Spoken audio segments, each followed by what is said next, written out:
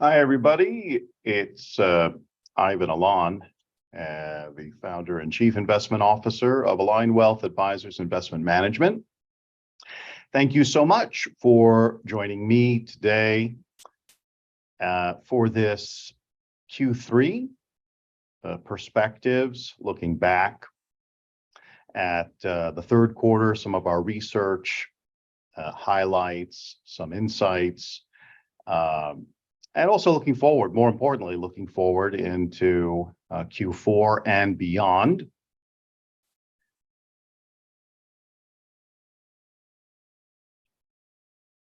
Here are a few disclosures. Most importantly, this is not an offer to invest with us. This is purely for educational purposes. And read this diligently. There'll be a recording. You can pause and review this at your leisure. Also, all throughout the quarter, there's a variety of articles that get published at Forbes. I personally write a monthly column that gets published at Forbes.com, and usually that is covering something in the capital markets or macroeconomic commentary. And usually always tied to something that we're doing inside our portfolios, our portfolio strategies in which our clients are invested. And of course, there's a couple of other ways that you could stay up to date, including a podcast that gets published every month called Deep Economic Thoughts. And that's available on all the various podcast platforms, Apple, Spotify, all of them. And usually those tend to be around 10 minutes long and just kind of a nice way to get a deep, more casual perspective. And also we have a YouTube channel that you can subscribe to in order to certainly get recordings like this, but also other ad hoc commentary throughout the quarter. We also have an Instagram page as well, where a lot of these publications get promoted and copied. So there will be a Q&A session at the end of this presentation, and I think importantly along the way, I have my Q&A window open so that I'll be able to see as questions are being submitted. And as we answer those questions, the rest of the attendees will also be able to see those questions. But everything's submitted anonymously. No one will know who's asking these questions. So please feel free. And yes, thank you for the note. Jacob, portfolio manager, giving a note saying Q&A button is at the bottom. And hopefully you should be able to find it at the bottom of your screen. So feel free to ask questions along the way. So let's dive right in. The first, and usually what I like to do is take a look back at what we had last said. And so the last presentation we gave was in July of this year, and it was really a flash back. It was really a review over what we saw happening in the first half of 2023.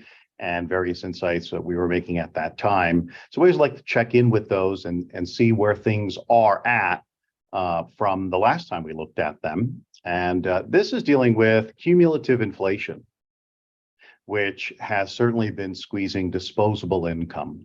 Certainly the amount of available disposable income at a household level in the US has not been growing nearly as fast as what we've been seeing with inflation. And this looks at a period of time from May of 2020 through May of 2023. So this 3-year period of time. And that's the chart we showed back in July when we last did this presentation, a quarterly presentation. And we saw that the CPI, Consumer Price Index, was up 18.5%, while disposable personal income was up just shy of 10%, 9.53%. So certainly a big disparity there. And so let's see how things have progressed. This is updated through August, end of August of this year. And we can see that personal income actually has increased, but not a bad amount, actually, but looking pretty good. But at the same time, CPI has continued, and now it's just under a cumulative growth of 20%. So this is certainly quite challenging and difficult, but how challenging, how difficult has inflation really been, even with disposable income increasing? So let's take a moment to appreciate sort of different time periods of looking at consumer credit and disposable personal income. And this is going back to around 2004 all the way through 2014.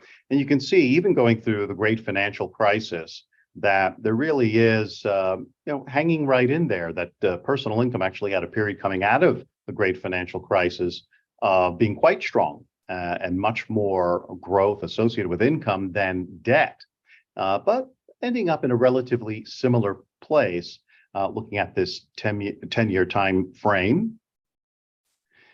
And this is looking at a much longer time period. So looking at essentially 20 years, the end of August of 2003, all the way through end of August of 2023.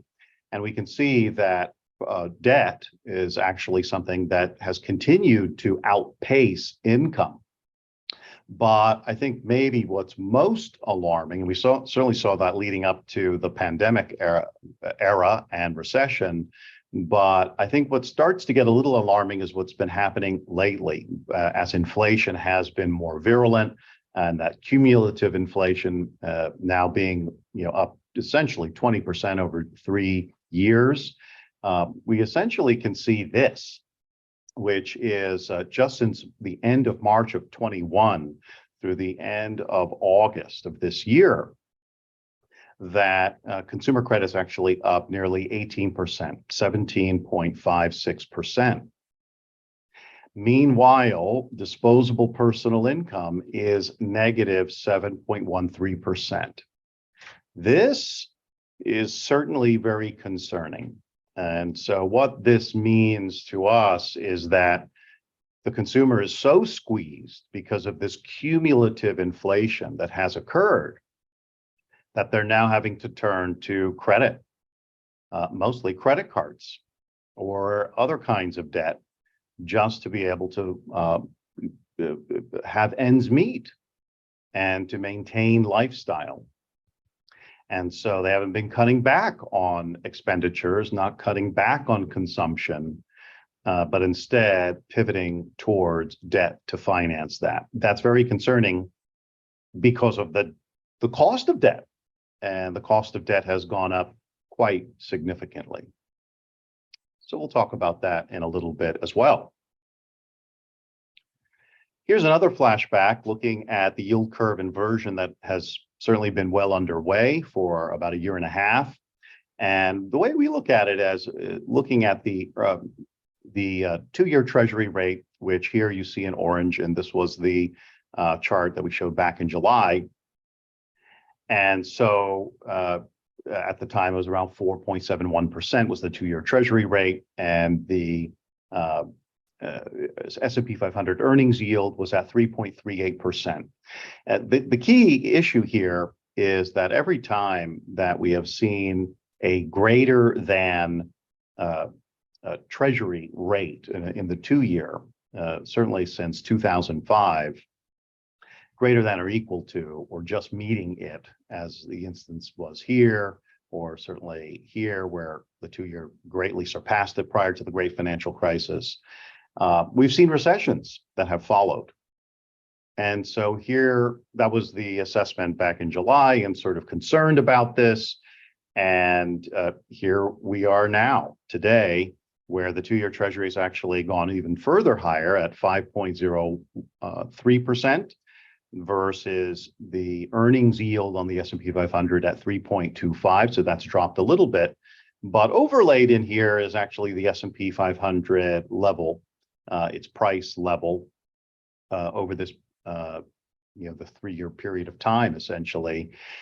And so there's a bit of a correction perhaps underway. A technical correction happens with a 10% decline. This is off about 6% or so from its recent high.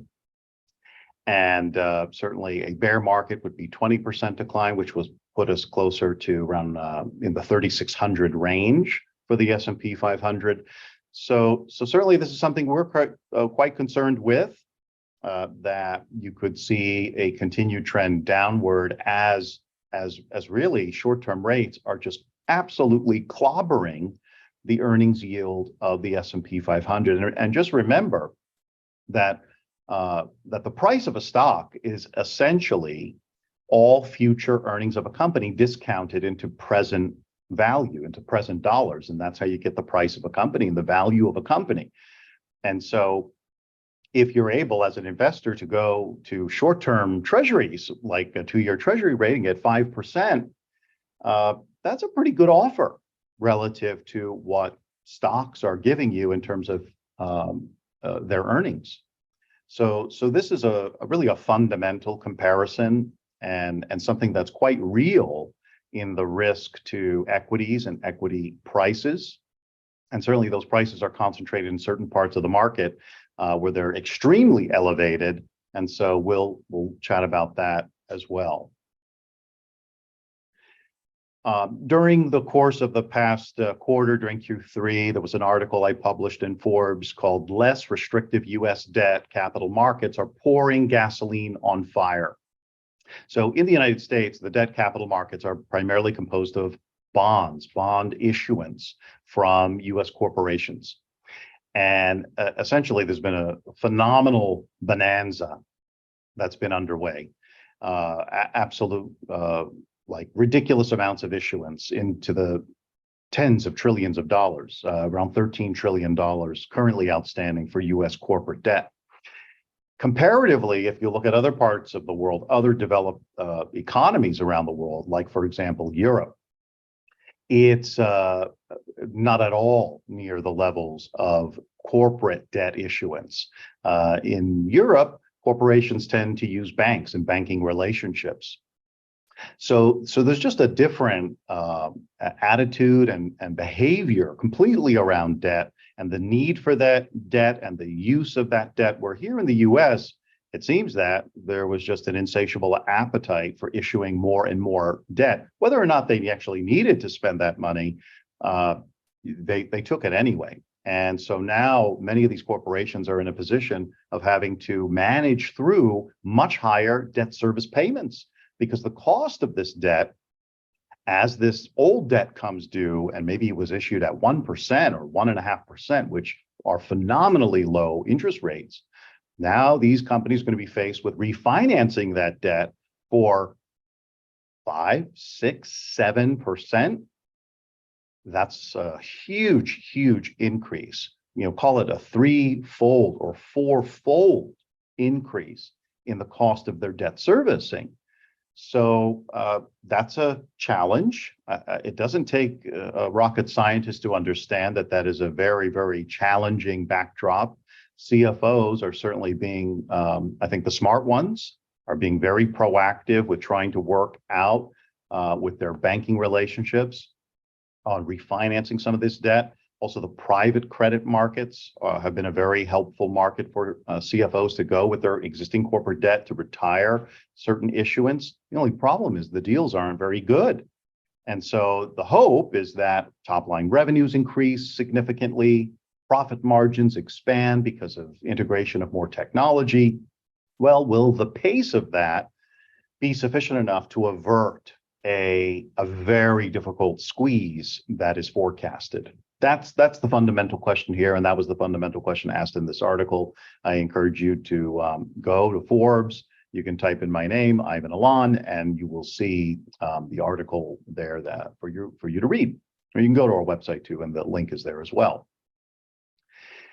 And so back in August, here was a research highlight that we published on our website, which essentially shows here in this blue line the amount of U.S. outstanding debt as a percentage change just since the end of September of 2018. And so that's up nearly 33%.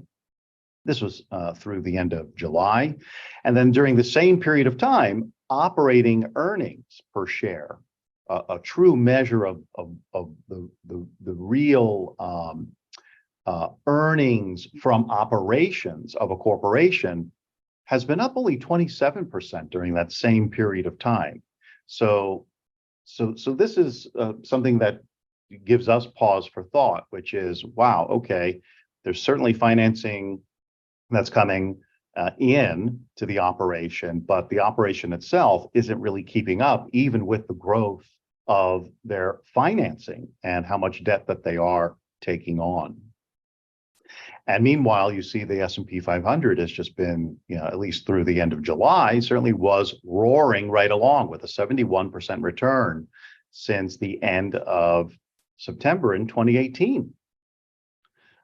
So this is, from our perspective, very questionable. What's driving this? How can this be? How can the prices be justified at such elevated levels? We're going to talk about that. Meanwhile, there's this other backdrop, which I think is particularly concerning, and certainly we're going to draw attention to it, and that is taking a look at short interest. Short positions, there's two ways that, there's different strategies that you can go about. One way is to go long a position, which means you buy and you hold a position, and you're long that particular security, or you can short that security, which means you go and borrow somebody's shares. When speaking of the stock market, you can go and borrow those shares, and then essentially you're selling these borrowed shares, and you pay interest to the person that you borrowed it from. So that's a short position. So what we saw happen here in May of 23, just this year, something kind of phenomenal. From the beginning of this year through early October, we've seen nearly a 500% increase in short positions. And this is looking at S&P 500 companies. This is the consolidation across all of those different companies and the short positions against them. This is a phenomenal increase, and it's remained very steady since May. So what's going on? Why is this happening? Well, in May, we had debt ceiling uncertainty, political instability. This is when the debt ceiling crisis, and there was a log jam and kind of this political infighting. And of course, we've only seen that persist recently as well, and even escalating a little bit with, for the first time in U.S. history, losing a Speaker of the House and having that position vacated. That certainly wouldn't be cause for less concern. Also, a burgeoning banking crisis, that there's real questions as to how many other banks are really like a Silicon Valley Bank or a Signature Bank. It definitely is. Those companies are not alone in having positioned their reserves in intermediate or long bonds, which have been really decimated as interest rates have increased, essentially fivefold over the past couple of years. So there's a lot of question as to how much contagion really is there out there behind the scenes with other banks. And then this other element, which is just very poor market breadth, meaning very few stocks within the entirety of the U.S. stock market have actually been performing very well. It's only a few companies that have been, their prices have been just going up and up and up and up. And that isn't particularly a good indication of a wide spread participation in elevated stock prices. It's only concentrated with a very few. And so let's take a look at this very few. And we can see now the popular media, and you probably have heard it before, they call these 7 companies the Magnificent Seven, like the old cowboy series, Magnificent Seven. Well, we don't particularly see them as so magnificent. We see them more as mediocre. So we've termed them as the Mediocre Seven. And what's important to note about the Mediocre Seven is that they represent 28% of the weight of the S&P 500 index. So when you look at the S&P 500 index, 28%, nearly a third of that entire index, based on market cap market capitalization and the value of these companies is in these 7 companies. And so you can see the performance, and this is performance just looking from May, which was this, sort of questionable period of time of when short positions increased dramatically. Since May through October 6th, we see that the S&P 500 is up about 4%. But some of these companies are up quite a bit. Tesla's up 61%, Nvidia up 60%, Alphabet up 29%, Meta up 29%. And Apple's been kind of, languishing a little bit with something similar to an S&P 500 return of 4.9, Microsoft 7.5.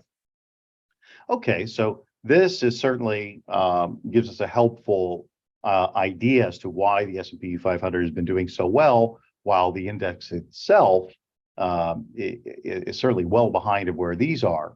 But we're going to dive a little bit deeper into that and show actually what the trailing 12-month earnings have been for these mediocre 7. And this is really why we call them mediocre, because in many instances, they're actually lower. They have negative earnings growth, like with Meta, Facebook, Alphabet, Apple. They're going in the opposite direction. They're losing their earnings, and yet their prices have been soaring. Not in the case of Microsoft necessarily, and Microsoft's hanging in there with positive earnings. Nvidia, this was the AI craze. This is the thing that really launched the AI euphoria because of seeing this big jump. And sure, okay, we're not going to take that away from Nvidia. That's really phenomenal earnings. Amazon, 22% growth over the past trailing 12 months. Great increases. But the rest of these players really don't have anything to be so incredibly excited about. However, they've been benefiting tremendously from capital flows into their stocks. And again, it's these 7 that represent nearly 30% of the weight of the S&P 500. And here's what's so concerning about it is that through the end of September, the overall S&P 500 has increased about 12.1% this year. But if you remove the Magnificent 7, or like we call it, the mediocre 7, then the S&P 500 has actually gained less than 1.8%.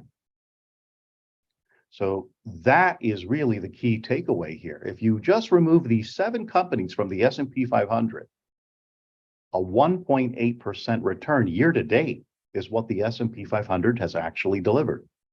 So this is a powerful point of perspective for us, and certainly something we've been watching very closely, and in our portfolios have positioned accordingly already. Earlier in January of this year, we had made changes.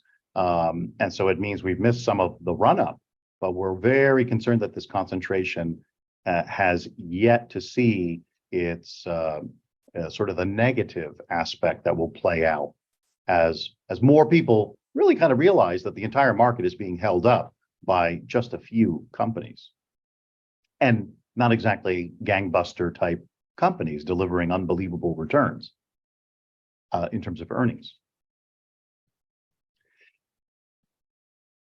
Here's another article that was written just last month, and it was entitled "U.S. Manufacturing Contributes to Economy Same as 70 Years Ago," also published in Forbes. And the key takeaway of this article is that the manufacturing sector, as a percentage of GDP on an inflation-adjusted basis, contributes the same amount to our economy as it did 70 years ago. And I think most people find that very shocking, because all we've been hearing is, oh, manufacturing jobs are gone. It's just we're a service economy. It doesn't matter anymore. Manufacturing doesn't matter anymore. No, it's actually a very stable percentage contributor to the economy in the same amount as it was 70 years ago. I encourage you to take a look at it. It was based on some research that we did with the Federal Reserve Bank out of St. Louis, and they had published some data a couple of years ago regarding this. And it's just striking, because you wouldn't necessarily think that manufacturing matters anymore, but boy, does it matter as much now as it did back in the day when it was employing 35% of the workforce, which of course today it is not doing that because robotics has obviously come into play, which of course I weave in some AI commentary as well, the implications for the service sector that may be experienced because of AI. And so here was the research highlight chart that we published on our website that showed what the manufacturing activity looks like, and it's certainly negative about 16% relative to where it was in January of 2019. And the good news is that it's still down, but relatively stable. And so it's rebounded just a little bit, still quite negative, but hanging in there. Other things are hanging in there as well. Looking at the weekly economic index, which is essentially a basket of many readily available contemporaneous data on a week-to-week basis for our economy. And it covers everything from payrolls, unemployment data, productivity data, buying data, purchasing data. It looks at all kinds of things, and it really tries to assess, well, how's the economy doing in it? And it converts it all into this very simple index figure. And we can see that right now we're hanging out at around 1.83 is this figure. Well, the average is 1.6. Okay, so we're pretty average. We've returned to this long-term average. This is the 5-year look back. And you can see, and it generally does, when you look back over longer periods of time, it really does hug around this one figure, 1.5, 1.25, maybe sometimes spiking to 2. But after the pandemic, you saw a great collapse and then this phenomenal rebound as reopening and supply chains came back online. And then this very slow progressive decline in activity and even dropped below the average and now, kind of hugging around this average. So this is the backdrop. We have very average economic activity occurring. So in some respects, that's nice, it's good, but now we're back to normal. I mean, for all intents and purposes, you could say we're back to normal. And yet we don't have very normal conditions surrounding us from a debt standpoint, from an interest rate standpoint. These are big changes from 15 years ago. Here are other average indicators. And so the top chart shows essentially option-adjusted spreads, which are a measurement of risk in the junk bond market. Junk bonds being naturally more risky than high-grade, high-quality bonds like A-rated or AA rated bonds. And so we look at the yields on B-rated bonds, comparing them to a risk-free rate like treasuries. That's always what the comparison is done relative to, which is a risk-free rate. And we use US treasuries. And you can see that we've pretty much returned to average. Right now, the spread of B-rated debt is at 4.56. The average is 4.62. We're very average. And you certainly can see around the last recession spiking up to around 1,200 basis points or 12% of a spread, which is quite huge, and then falling very quickly and then expanding again. But here we're very much at average. This spike over here, just anecdotally, this is when the Federal Reserve started to threaten to do tightening. And so there was a bit of a taper tantrum that occurred back here. But they did not actually execute that with any great virulence like they have in the past year and a half. And then looking at BBB rated paper, this is very interesting because BBB is the lowest rung on the investment grade spectrum. So if you drop below a BBB rating as a corporation, you are junk paper. Even if you're BB plus, you're now in junk bond status, and that really increases your cost of borrowing. And as you can see here, you can see the differential in that cost because the average here is 1.69, and right now we're sitting at around 1.59. And so the difference between 1.59 and 4 point, so there's about 300 basis point differential for this additional risk. A bondholder would get paid an additional 3% or 300 basis points greater than someone holding triple B paper. But most of the debt out there is actually in triple B.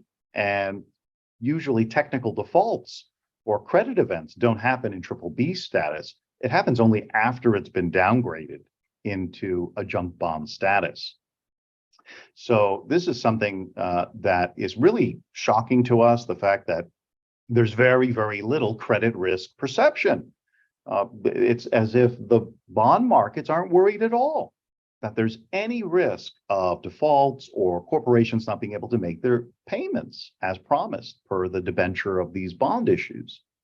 Okay, but that is just something that is really shocking, that we are average when we certainly are not seeing average environment when it comes to debt and interest rates.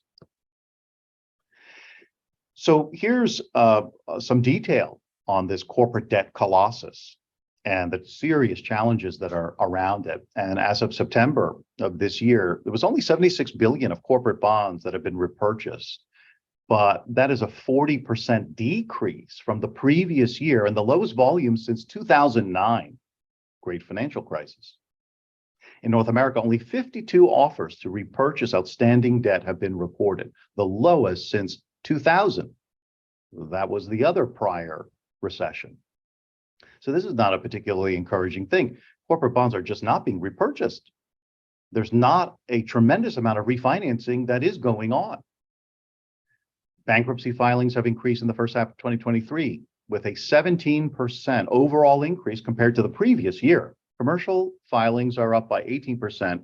Chapter 11 commercial filings are up nearly 70%. So, all right, it's a little interesting. I mean, I don't know about you and the news that you're seeing every day and the reports you're getting.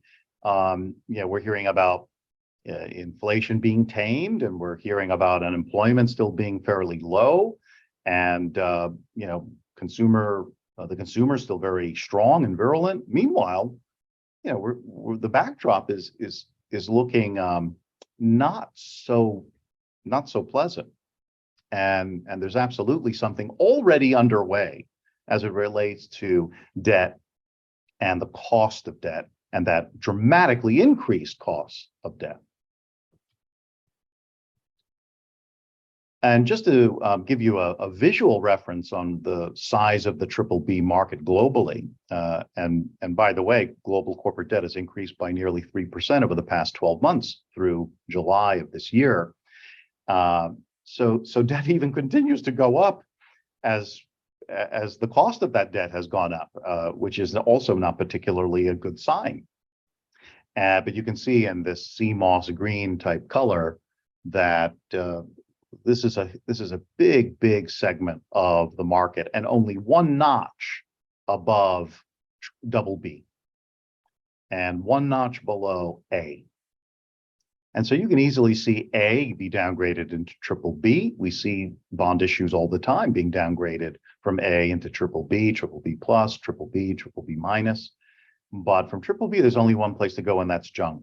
And so this is something we monitor very, very closely to see what kinds of downgrades are coming. And by the way, the fact that the US government's been downgraded isn't a particularly encouraging sign for US corporations. The challenge is the same challenge, the ability to make debt service payments as promised. And lastly, we'll highlight, this is really one of the most dramatic things that is currently underway, which is the shape of the yield curve is flattening. And the yield curve is supposed to be upward sloping, which is that very short-term bonds, very short-term debt pays a small amount of interest, a small amount of yield. And then as you go further out in maturities, you get more and more return. You get higher yields, higher rates. And then the sense of that is, why is that the case? It's because there's very little uncertainty and unknown things in the short term. And so it's just not a lot of risk. So you're not supposed to be compensated for for not a lot of risk. And as you go further out on the yield curve, you get compensated for more risk because you have more uncertainty over longer periods of time. And so here you can see that, we had a very nice upward sloping yield curve, back in March of 2021. And that went quite negative, around March of this year. And it's been slowly trying, and since July, finally getting a little bit more working towards a break even, where at least there's a flatness to the yield curve, where short-term bonds and long-term bonds are kind of paying the same. And you can see that broken out here by the 2-year, where it was essentially paying 0%. It was paying nothing just in March of 2021, all the way up to now paying 5%. I mean, imagine. I mean, this is a colossal change and a seismic shift, and the fastest rate of increase we've ever seen in history. And the 10-year went from around 1.5% to 4.72. And that differential is what you see here, this 30 basis point inversion, where the 2-year Treasury is still paying more than the 10-year Treasury. And this was through, just October 6th. And so the story now is we're getting a more shapely yield curve. Things are flattening. Ultimately, you want to see an upward sloping yield curve. So we see quite a bit of risk in these longer term bonds as repricing continues to occur. And certainly demand for treasuries has gone off a cliff. International demand has gone off a cliff. The foreign buyers are just not buying treasuries anymore. So that's also helping in getting into the shapely matter. But you really have to be concerned about what kind of bonds do you own in your portfolio. No one has thought about this in 20 years or longer. No one's had to really worry about it. But forget about just worrying about stocks. Now you really have to be concerned about what kinds of bonds you own. And it will make a tremendous difference in the total return of your portfolio by understanding where you are in that yield curve. And of course, if you'd like to learn more about our approach, please feel free to visit alignwealth.com resources, and you can go to the tab resources. ACGM Portfolio Suite is the drop-down menu. And we have 4 core strategies that we offer, with each that has their own performance history. So you can actually evaluate for yourself our record of making decisions on a forward-looking basis. And thank you so very much for joining me. And if there are any questions, I didn't see any questions come in during this period of going through this presentation. But if you have any questions now, please feel free to type it in.